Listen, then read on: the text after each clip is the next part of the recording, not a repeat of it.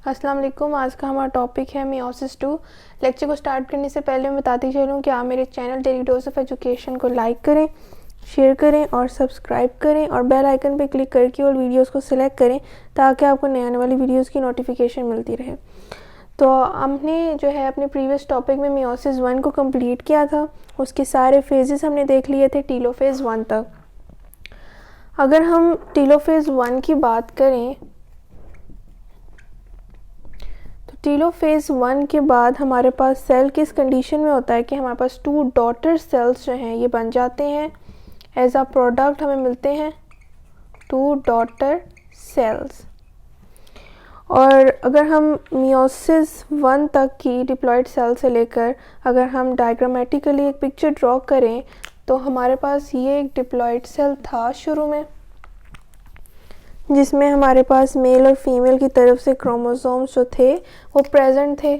और जब वो इंटरफेस से पास आउट हुए तो फिर उनकी रेप्लिकेशन भी हो चुकी थी। इस तरह से ये एक रेड हमारे पास फीमेल क्रोमोसोम है और हमारे पास जो ब्लू है ये मेल क्रोमोसोम है। ये एक हमारे पास सिंगल क्रोमोसोम है, लेकिन मियोसिस से पहले जो इंटरफेस से सेल पास आउट हुआ था प्रिपरेशन के लिए डिवीज़न की, तो उसके दौरान इसका डीएनए मटेरियल डुप्लीकेट हो गया था कुछ इस तरह से, फादर का भी और फीमेल का भी।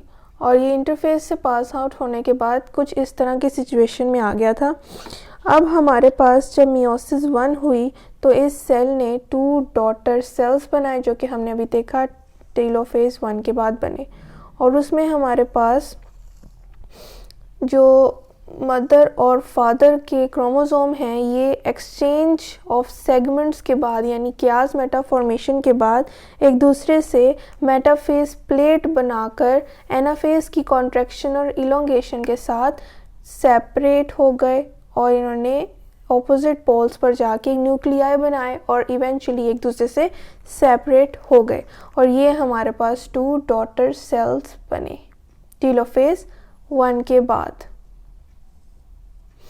अब हमने देखना है कि यहाँ तक हमारे पास जो सिचुएशन थी एक डिप्लॉयड सेल की, वो हमारे पास आई है मियोसिस 1 के ख़त्म होने तक इस प्रोडक्ट पे।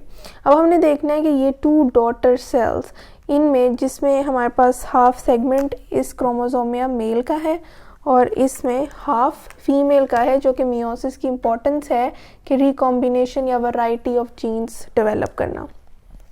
अब इन क्रोमोसोम्स जो हैं ये फर्दर जब मियोसिस 2 से अब पास आउट होंगे यहाँ पर, तो इसमें क्या क्या चेंजेस आएंगे और कितने प्रोडक्ट्स हमें मिलेंगे आज हमने वो देखना है।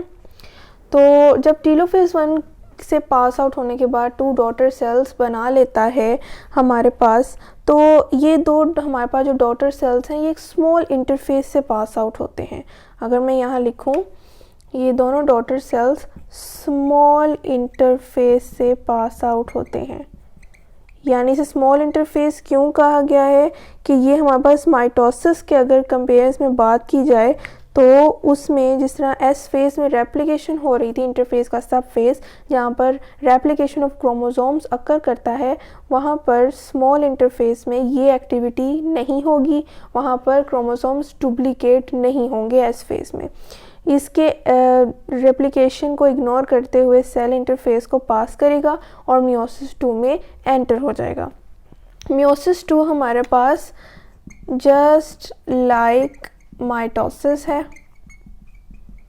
माइटोसिस के रिस्पेक्टिव फेजेस जो हमने देखे थे कि पहले हमारे पास इसी सेल इन दोनों सेल में से किसी एक को अगर हम ले लें तो इस सेल में हमारे पास जो क्रोमोसोम मटेरियल है ये कंडेंस होना शुरू हो जाएगा, फोल्ड होना शुरू हो जाएगा, विजिबल होना शुरू हो जाएगा या थिक जिसे हम कह लें, और साथ ही साथ इसका जो न्यूक्लियर मेम्ब्रेन है ये डिसअपेयर हो जाएगी। सारा हमारे पास न्यूक्लियर कंटेंट जो है ये साइटोप्लाज्म में आ जाएगा। उसके बाद माइटोटिक अपरेटस आपको याद होगा वो बना था जिसमें हमारे 3 सेट्स ऑफ माइक्रोट्यूब्यूल्स बने थे। एक हमारे पास ऑपोजिट साइड्स पर जाकर सेंट्रियोल्स जो हैं वो अटैच करवाते हैं मेम्ब्रेन के साथ, जिसे हम एस्ट्रल माइक्रोट्यूब्यूल्स कहते हैं। ये सारा हम माइटोसिस में पढ़ के आ चुके हैं, आज रिवाइज भी हो जाएगा। और जो हमारे पास 2 सेट्स रिमेनिंग है माइक्रोट्यूब्यूल्स के, एक पोलर माइक्रोट्यूब्यूल्स और हमारे पास थे काइनेटोकोर माइक्रोट्यूब्यूल्स।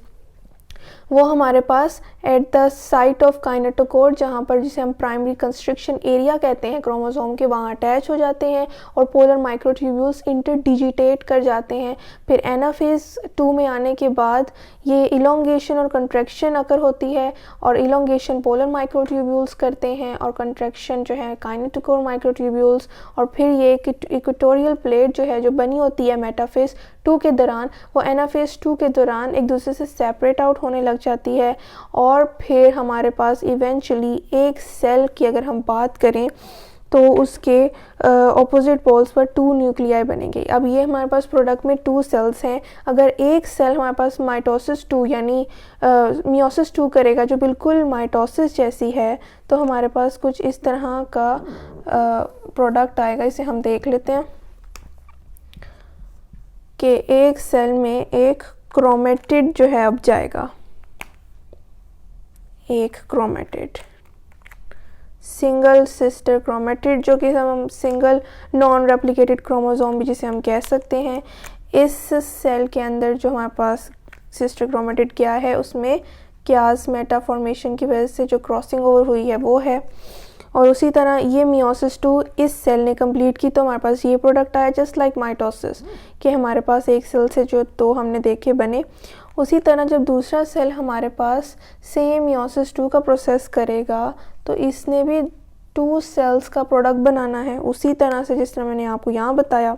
टेलोफेज 2 तक दोबारा से न्यूक्लियर मटेरियल अपने न्यूक्लियर मेम्ब्रेन, न्यूक्लियर एनवेलप में आ जाता है और न्यूक्लियोलाई रीअपेयर और माइटोटिक अपरेटस डिसअपेयर हो जाता है। तो यहाँ पर जो हमारे पास ये क्रोमोसोम का जो ये वाला पोर्शन है, ये इस सेल में आ जाएगा, और दूसरे पोर्शन में जो यानी ऑपोजिट पोल में ये चला जाएगा, और फिर ये एक दूसरे से सेपरेट हो जाएंगे। अब यहाँ पर आप देखें, ये 4 हमारे पास हैप्लॉइड, अब हम इसे कहेंगे हैप्लॉइड सेल का हमारे पास प्रोडक्ट आया है, जबकि यहाँ पर 2 डॉटर सेल्स थे। अब हमारे पास इवेंचुअली एक डिप्लॉइड सेल से 4 हैप्लॉइड सेल्स बने, जिनमें हमारे पास सिंगल क्रोमोसोम गया in the form of single chromatid, जिससे नंबर ऑफ क्रोमोसोम हमारे पास रिड्यूस हो गया है।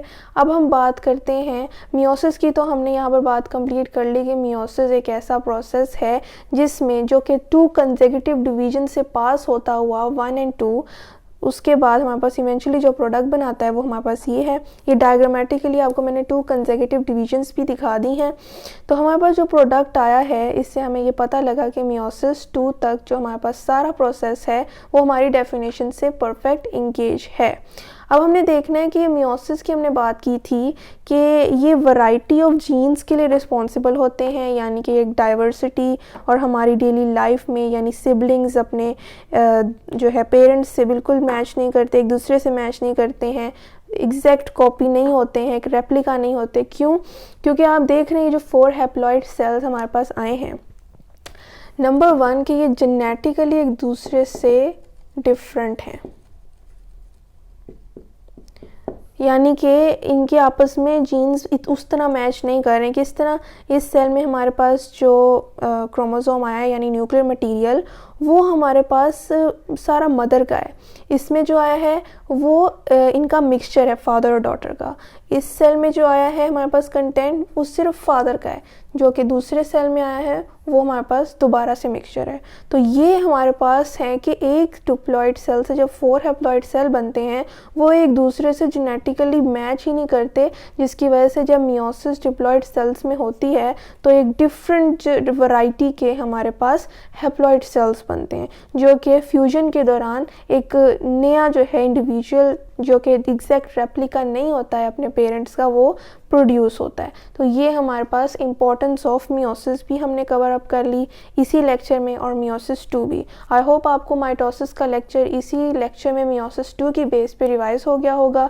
बस हमने एक ही डिफरेंस देखा है कि माइटोसिस की फेजेस को हमने यहाँ पर प्रोफेज 2, एनाफेज 2, मेटाफेज 2 और टेलोफेज 2 के नाम से जो है वो इंडिकेट किया है। तो अगर कोई क्वेश्चन हो तो आप कमेंट में ज़रूर पूछिए, मैं फिर बताती चलूँ कि आप मेरे channel daily dose of education को लाइक करें, शेयर करें और सब्सक्राइब करें, और बेल आइकन पर क्लिक करके और वीडियोस को सिलेक्ट करें ताकि आपको नए आने वाली वीडियोस की नोटिफिकेशन मिलती रहे। शुक्रिया, अल्लाह हाफ़िज़।